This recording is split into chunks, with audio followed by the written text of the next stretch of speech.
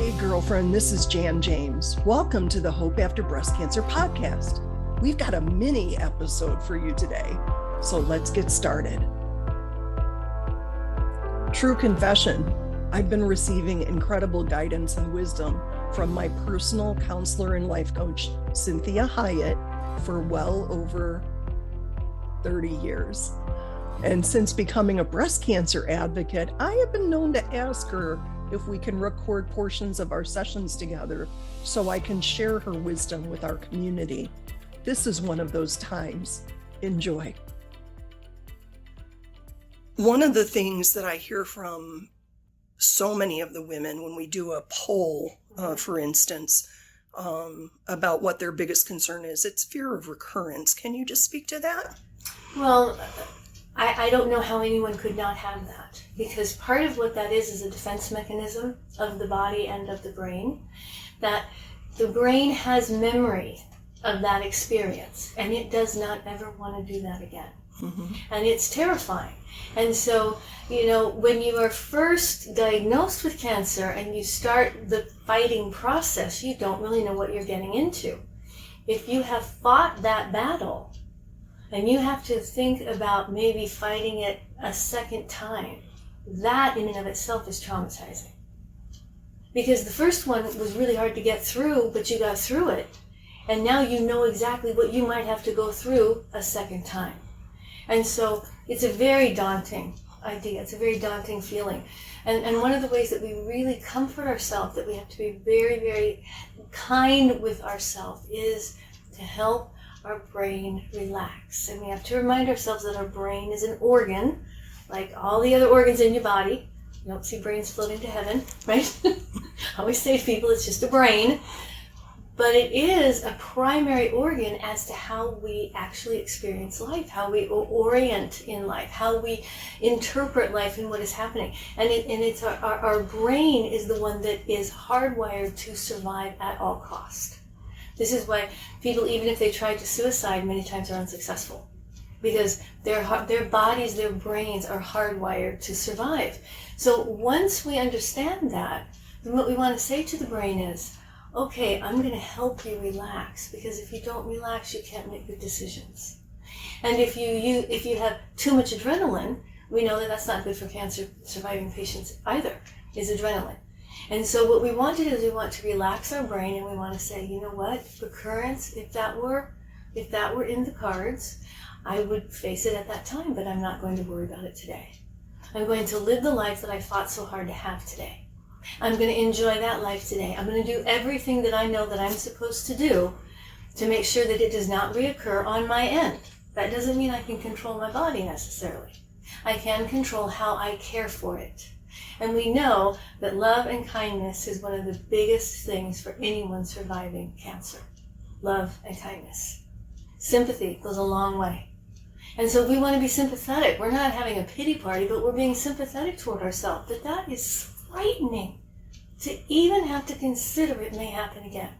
So what we say to ourselves is, and that battle is not here today. So I don't know what the future holds. What I do know is I fought hard enough to have one.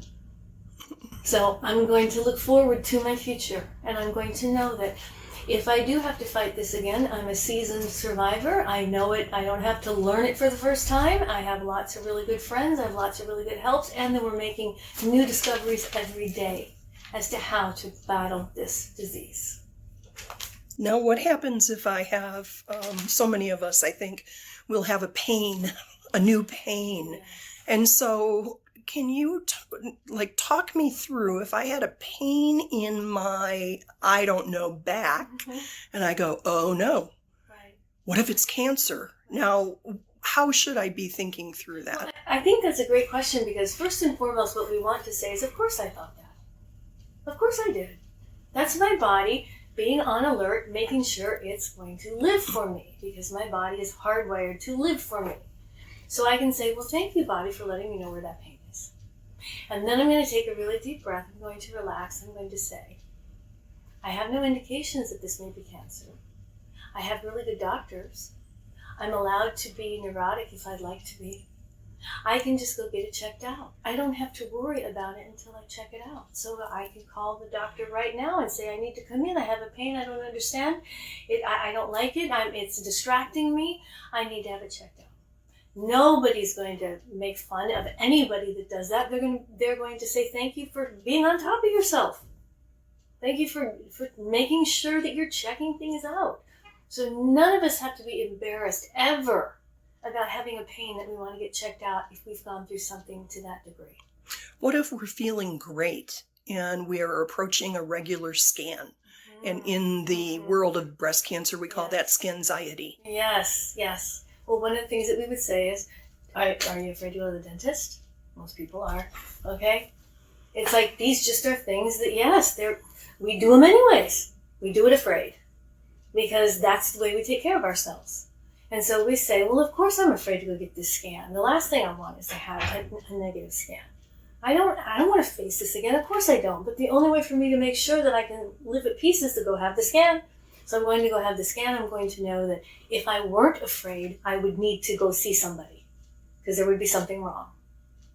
Right. That's like somebody not being afraid of jumping out of an airplane with no parachute. We would call them idiots. So of course, we would have some level of anxiety. If I have had and battled and survived cancer, then I have to go get another scan. Of course I will have anxiety.